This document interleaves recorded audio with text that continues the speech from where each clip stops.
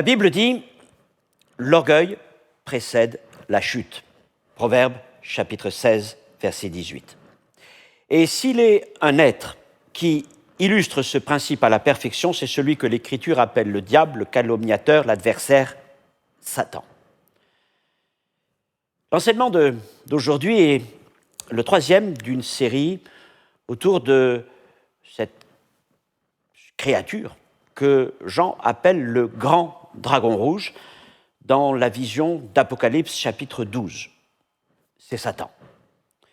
Dans le premier enseignement, nous avons remonté son histoire et suivi en quelque sorte sa trajectoire, un être glorieux, un chérubin protecteur, un séraphin flamboyant, devenu le serpent d'Éden, séducteur et rusé, puis au fil du siècle, il a pris de l'ampleur pour devenir ce grand dragon rouge, manipulateur des royaumes, inspirateur des tyrans, agissant derrière les empires et chef d'une armée d'êtres spirituels en rébellion. Dans le deuxième enseignement, nous avons étudié sa défaite et les conséquences de sa défaite telles que Jean la rapporte dans Apocalypse 12, c'est-à-dire le moment où le dragon est vaincu par Michel et ses anges, expulsé des cieux et précipité sur terre comme une application dans les cieux de la victoire acquise par Jésus à la croix sur Satan. Et nous avons dit, dans le ciel, plus de traces de Satan, dans le ciel, plus d'accusateurs. Dans l'enseignement d'aujourd'hui, nous en venons à la chute de Satan, à la chute du grand dragon rouge. Et nous parlons non seulement de son expulsion, j'y reviendrai, mais de toutes ces chutes en quelque sorte. Parce que toute l'histoire de Satan dans les Écritures, c'est l'histoire de chutes. De chutes qui n'en finissent pas les unes après les autres jusqu'à sa ruine finale, de sa position extraordinaire dans le ciel jusque dans les temps de feu. Depuis la Genèse jusqu'à l'Apocalypse, c'est certain, le destin du serpent dragon est scellé.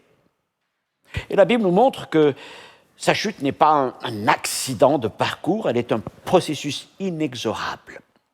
Et donc, dans cet enseignement, nous abordons la première partie, il sera en deux parties, la première partie de la chute de Satan, et nous allons parler de la gloire de Satan jusqu'à la croix où il a été vaincu légalement par Jésus-Christ.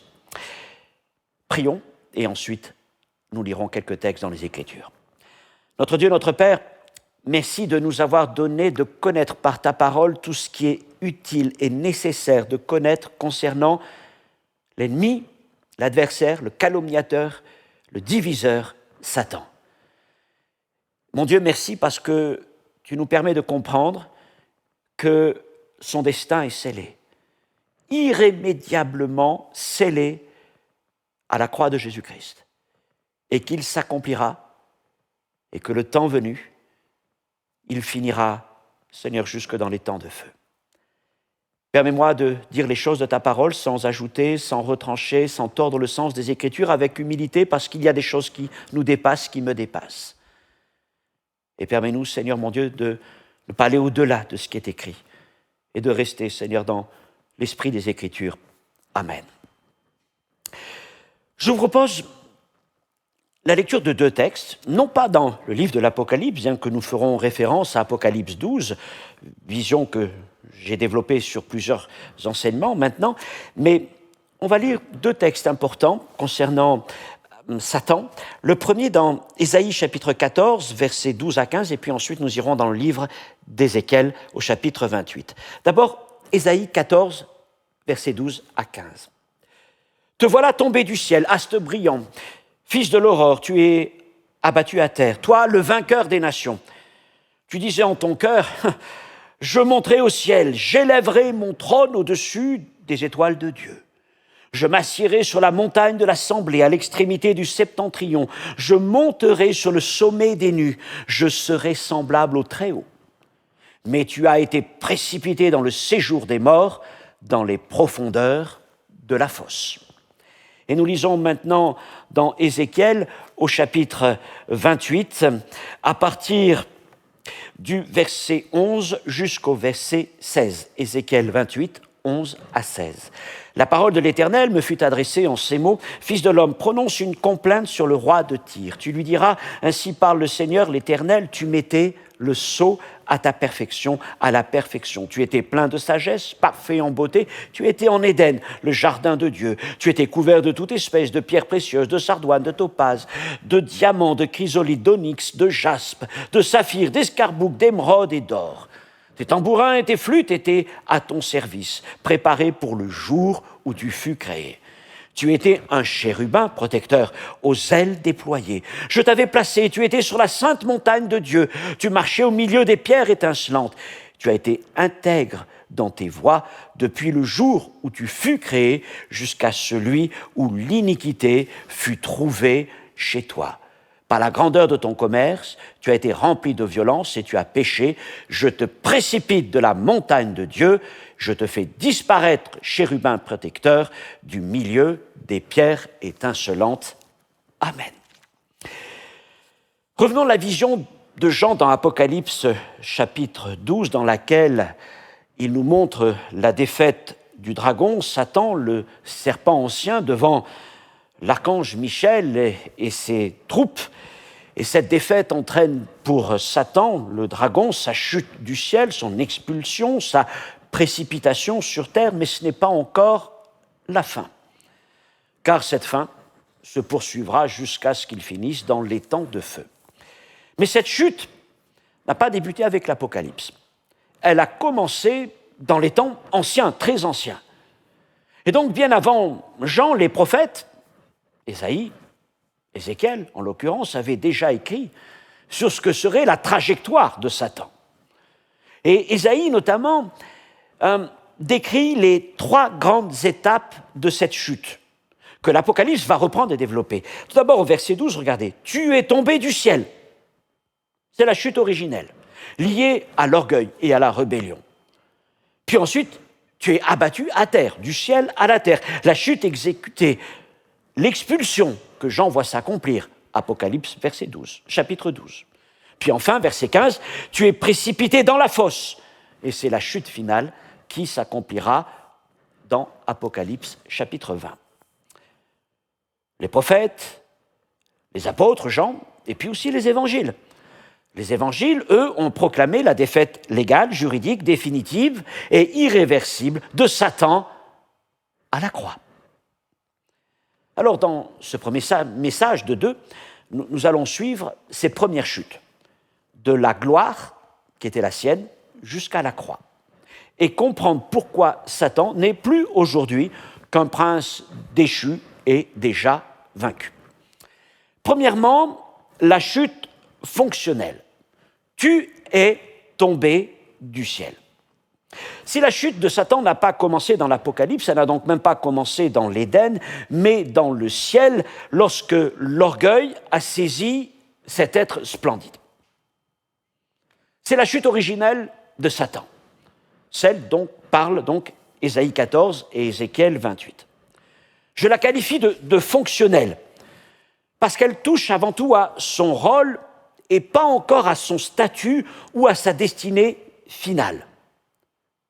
En raison de son orgueil, Satan perd son rôle, son autorité, sa place auprès de Dieu.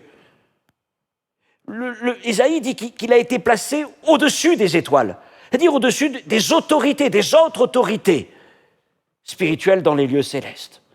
Il est en quelque sorte un général en chef, on pourrait dire. Un général en chef qui a été destitué de son commandement, banni de l'état-major. Il reste dans l'armée, mais il n'a plus aucun pouvoir. Voilà quelle était donc la situation de Satan. Démis de ses fonctions célestes. Et cette perte marque le début de sa longue déchéance. Donc au commencement, Satan, je dirais même avant nos commencements, Satan était un être élevé, mais créé. Le texte le dit bien, tu fus créé, dit Ésaïe. Et Ésaïe l'appelle astre brillant,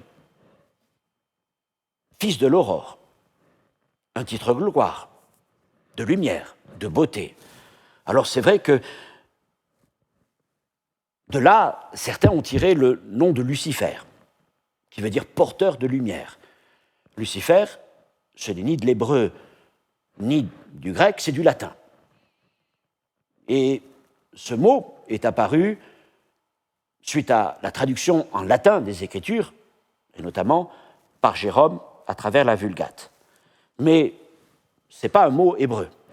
Le mot hébreu ici pour astre, c'est Hellel. Donc, ce n'est même pas un nom en hébreu, c'est juste un mot parmi les autres. Donc, on ne peut pas vraiment dire que la Bible ait donné un nom à cet ange. Il est l'astre brillant, il est le fils de l'aurore, il est glorieux, c'est certainement, et Ézéchiel confirme son élévation. Tu étais un chérubin protecteur, aux ailes déployées, tu étais sur la sainte montagne de Dieu, et tu marchais au milieu des pierres étincelantes. Ce texte révèle sa nature angélique, sa fonction, sa proximité du trône divin, sa beauté éclatante. Nous ne parlons pas donc d'un démon difforme, mais d'un être céleste resplendissant, placé au plus près de Dieu. Et puis un jour, Ézéchiel nous dit au verset 15, dans la suite, « Tu as été intègre dans tes voies depuis le jour où tu fus créé, il a donc été créé, jusqu'à celui où l'iniquité a été trouvée chez toi. » La chute de Satan a commencé par sa volonté de s'élever. Son iniquité, c'est l'orgueil. Avant de devenir tentateur, rusé, séducteur, tout ce que vous voulez, Satan s'est laissé gagner par l'orgueil. Avant de devenir serpent, il voulut devenir Dieu, semblable au Très-Haut. Je serai semblable au Très-Haut, disait-il dans son cœur. Ésaïe 14 nous permet de mettre en avant les 5 jeux, J-E, de l'orgueil. Regardez ce que le fils de l'aurore, l'astre brillant, disait. « Je monterai au ciel, j'élèverai mon trône, je m'assierai sur la montagne, je monterai sur le sommet, je serai semblable au Très-Haut. » Je. Et quand le je prend toute la place dans les pensées de Satan comme d'un homme, eh bien l'orgueil est là et bientôt la chute. La chute de Satan a suivi donc cette iniquité, son orgueil se trouvait tellement beau qu'il s'est laissé prendre dans ses propres pensées. Et la chute qui s'en est suivie est progressive tout au long des Écritures. Mais c'est à ce moment qu'elle débute, au moment où l'iniquité a pris racine en lui, a été trouvée chez lui. Et à partir de ce moment-là, il est tombé du ciel, il a été précipité de la montagne de Dieu.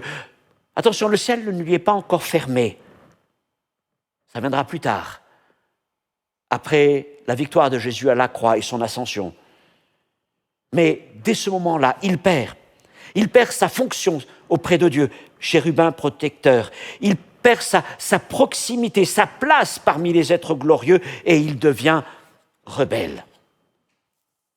C'est donc ça la chute fonctionnelle, la première chute de Satan. Deuxième temps de sa chute, la chute statutaire. C'est Genèse 3 qui nous en parle, lorsque Dieu lui dit « Tu seras maudit ». Après la chute fonctionnelle, originelle, vient la première chute visible dans l'histoire humaine, celle de l'Éden. En Genèse 3, Satan apparaît sous la forme du serpent brillant, le Nahash, un être brillant, séducteur, rusé, jaloux et revanchard. Il s'emploie à tenter l'homme, à faire tomber l'homme, la femme, objet de toute l'affection de Dieu. Il veut faire perdre à l'humanité sa dignité, sa relation, sa vocation, sa position dans le plan de Dieu pour dominer la terre. Alors il y parvint, c'est la chute de l'homme, mais il est aussi emporté lui-même par ce qu'il a initié. Car le jugement de Dieu tombe premièrement sur lui. Genèse 3,14. Tu seras maudit, tu marcheras sur ton ventre et tu mangeras la poussière. Celui qui voulait humilier est lui-même humilié. Celui qui voulait entraîner l'homme vers la poussière est condamné à ramper dans la poussière, son stratagème est devenu sa sentence. Ce jugement, ce n'est pas son anéantissement, ni son enfermement, ni encore sa défaite finale, c'est son humiliation. Que se passe-t-il?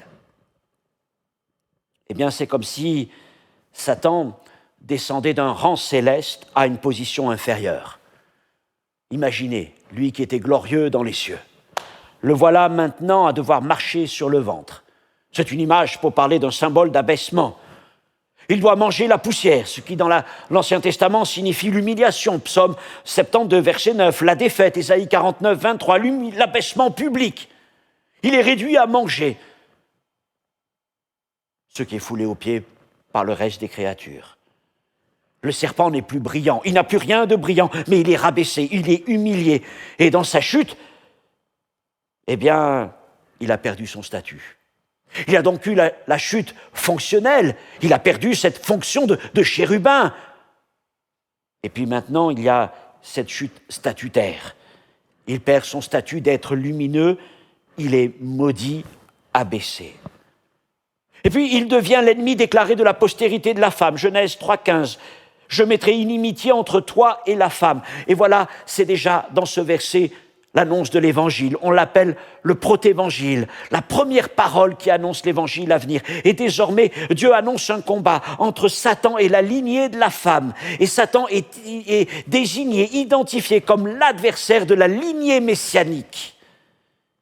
Et la victoire viendra du talon d'un descendant de la femme qui lui écrasera la tête au prix de sa souffrance. Après avoir perdu sa fonction, il perd donc son statut, son éclat, mais sa chute ne s'arrête pas là. Sa destinée finale sera ensuite scellée à la croix, et là, nous parlons de sa troisième chute, la chute juridique. La chute juridique où Satan défait par la croix de Jésus-Christ. Après la chute fonctionnelle et la chute statutaire, nous en venons donc au moment charnière, le centre de toute l'histoire et de toute la révélation biblique, la croix de Jésus-Christ. Et c'est ici que tout bascule. Ici que le jugement tombe. Ici que Satan perd son autorité. Ici que son sort et sa destinée finale sont scellés. La croix, c'est avant tout un jugement, c'est un verdict légal. Lorsque Jésus meurt et ressuscite, ce n'est pas seulement la défaite du péché, la victoire sur la maladie, la victoire sur la mort, la réconciliation de l'homme avec Dieu, c'est aussi le jugement de Satan. Jésus l'avait annoncé avant la croix. Jean 12, 31, maintenant a lieu le jugement de ce monde. Maintenant, le prince de ce monde sera jeté dehors. Jean 16, 11, le prince de ce monde est jugé. Et Jésus a dit ces deux paroles quelques heures avant de donner sa vie pour les hommes sur la croix de Golgotha. Paul, dans ses épîtres, revient sur ce que Jésus a accompli à la croix, mais dans le monde invisible. Colossiens 2,15, il a dépouillé les dominations, les autorités, les a livrées publiquement en spectacle. Les mots sont forts. Dépouiller veut dire désarmer, retirer l'autorité, destituer, livrer en spectacle, exposer la défaite devant tout le ciel. C'est l'image d'un général romain qui s'en revient d'une campagne militaire victorieuse. Alors, il est monté sur son char et quelqu'un pose au-dessus de sa tête, et en dessus de sa tête une couronne de laurier, la couronne des vainqueurs, et derrière lui, il y a la cohorte des vaincus enchaînés. Et le voilà entrant dans la ville, acclamé par la foule, lui qui vient de vaincre. Jésus a vaincu. Jésus a remporté toute la victoire à la croix.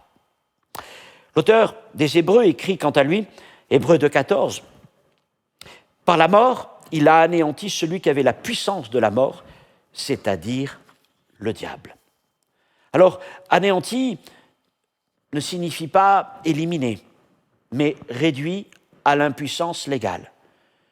Juridiquement, Satan est déclaré vaincu, comme un souverain déposé par décret divin. Mais sa chute n'est pas encore accomplie. Alors il est essentiel de le dire clairement, la sentence de la croix est unique et irréversible et suffisante. Mais son exécution se déploie en 3 phases successives sur lesquelles nous viendrons dans le prochain enseignement, lorsque nous parlerons de ces 3 chutes, la chute de la précipitation de Satan, la chute dans l'abîme et la chute dans les temps de feu. Mais aujourd'hui, nous nous sommes arrêtés sur les 3 premières étapes, je veux dire la première partie de la descente de Satan. D'abord sa chute fonctionnelle, de la gloire à l'orgueil. Ensuite sa chute statutaire, du chérubin protecteur, de cette créature flamboyante, jusqu'au serpent maudit. Et puis sa chute juridique à la croix, du prince accusateur à celui qui a été dépouillé, déposé, vaincu. Alors, chaque chute a affaibli Satan. Chaque chute l'éloigne de plus en plus du trône de Dieu, ce trône qu'il convoitait tellement. Et chaque chute le rapproche de sa destinée finale, le prépare à sa fin. Mais surtout, chaque chute de Satan met en lumière la supériorité de Jésus-Christ. Alors, si vous le voulez bien, et si cela vous intéresse, je vous invite à me retrouver pour le prochain enseignement sur cette chute de Satan qui nous conduira depuis Apocalypse 12, au moment où il a été précipité du ciel vers la terre, jusqu'à Apocalypse 20, où nous le retrouvons au fond de l'étang de feu dans la géhenne. Que Dieu vous bénisse. Merci pour votre intérêt pour la parole de Dieu. Lisez les Écritures. Vous retrouverez bien sûr dans le descriptif de cette vidéo un lien qui vous amènera vers les notes en PDF de ce message pour reprendre tout cela calmement. Que Dieu vous bénisse. Au revoir.